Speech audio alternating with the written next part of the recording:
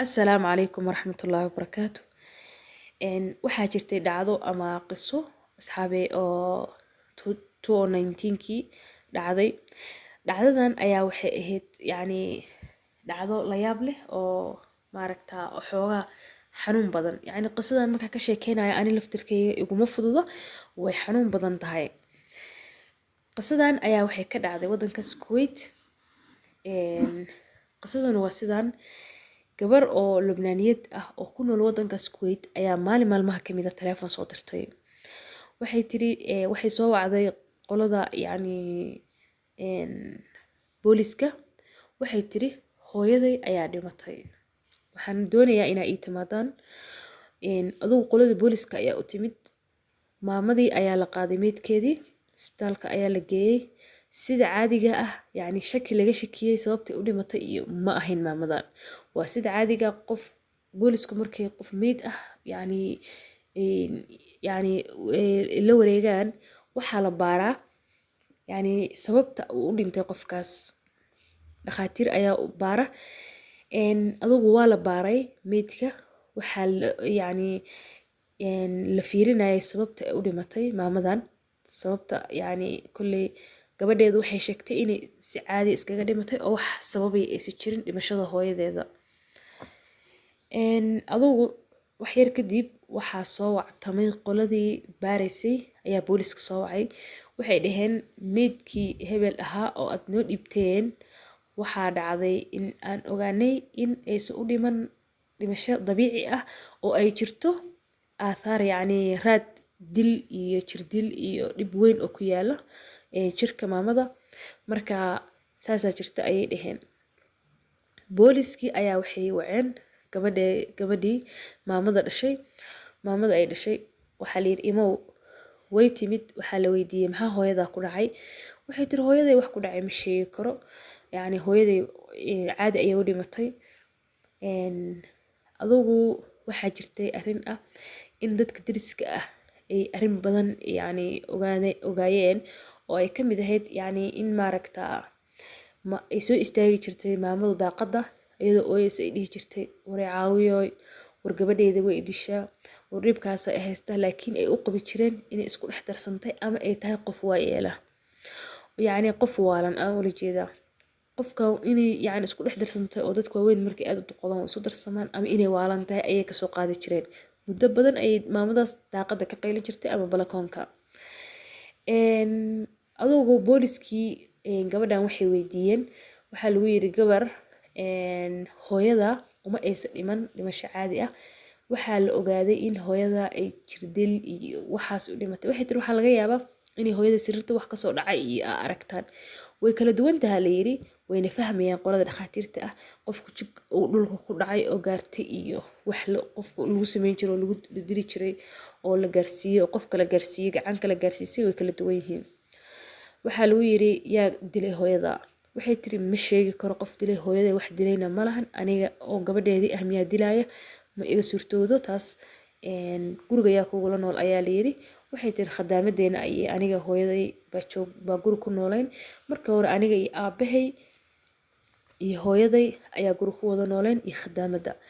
Khadaamaddu waxaa la ogaaday horta in maaragtaa ay ku noolayn oo qofta yimaada nadaafadda wax ka qabata tagta ay ahayd.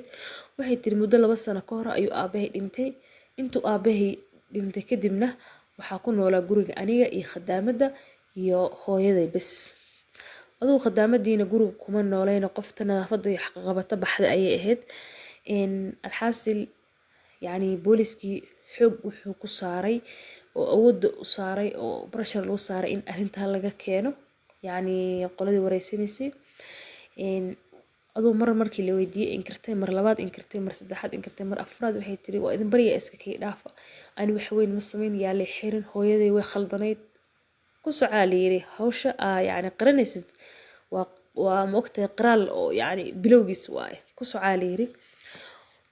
Waxay tiri waxaa jirtay in aniga aabahay aad u jeclaa. Maadaama aan aabahay aad u jeclaa, hooyaday waxay tiri maalin maalmaha ka mid ah oo waqti hebel ah bay sheegtay. Waxaa dhacday in hooyaday hooyo maanta maadaama maalin yawmi farax ay tahay waxaa iga dhunsan maalinkii ciid bay ahayd adoo ma sheegi karo ama ramadaan miyaa lagu jiray bilow ahaa adoo maalin hebla waxay tiri waxaa iri hooyaday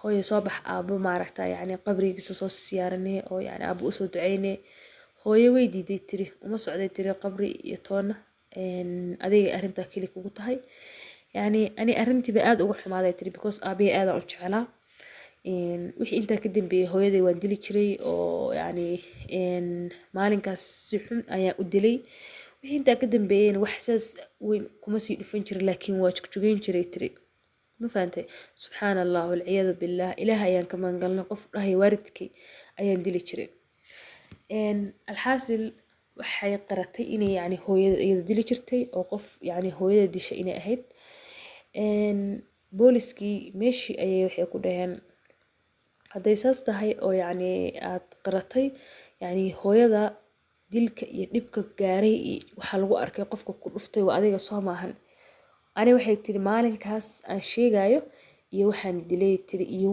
wixii dambe aan ku dhuftay maysa weyneyn يعني wax weyn ma ahayn laakiin maalinkaas si xun ayaan u dilay because aabahay aad u jeclaa aabahay iyadu hooyada yani way u markuu dhimanayay way u xanaaqsaneyd sidaas darteed ayay u jeclayn ilaahay ayaan ka mangalnay ilma caasi ah kullay gabadhaas waxaa dishay yani maamadaas waxaa dishay gabadheeda ayay yani sabab u noqotay inay dhimato marka ilma adduunkan adiga dhib ku dhashay oo yani aad dhib ku soo korisay oo xaaladaha aragnay awlaadda lala soo maray oo haddana adiga aakhirkaagii ku dilay ilaahay ayaa maaragtaa ka magan galnay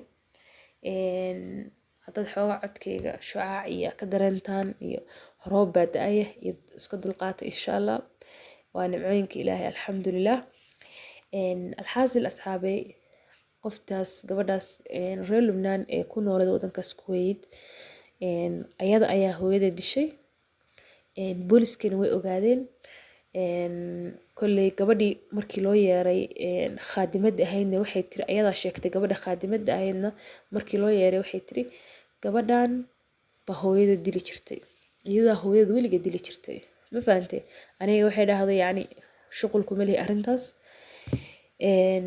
adugu gabadha khaadimadda qaraal sheegitaankeedii iyo qoftan qaraalkeedii iyo waxaa soo baxday in gabadhan iyada hooyada dishay sidaas ayayna maamadii ku dhimatay oo lagu aasay ayadiina sidaas ayaa maalinba maxkamad adugu markii ugu horeysay waxaa soo baxday maxkamadda ugu horeysay waxay jaraa'idadu qorayaan inay soo baxday in iyada maaragta toogasho lagu xukumay laakiinse hadda mar labaad waxaa soo baxday weli lama xukumin xabsiga ayay ku jirtaa mar labaad waxaa soo baxday in lagu xukumay yani 20 sano 25 sano laakiin ilaa hadda xukunkeeda rasmiga ah ma dhicin xabsi ayay ku jirtaa kulley adduun iyo aakhiraba cuquba waa haysataa ilaahay ayaana ka magangalnay waxyaalaha xun oo dhaca iyo waxyaalaha waxa istiraahda adduunkan maba dhici karaanba qof isdhaha ani maanta isma dhahayo qof waaridkiis dilaya ayaa jira laakiin waxaa is dhahaysid maba dhacaanba way dhacaan marka ilaahay ayaan dhibo dhan ka magangalnay asxaabe intaa qasad lamida idin ku kulmayno waxaa idin leeyahay fi amaanillah wassalaamu calaykum waraxmatullaahi wabarakaatuh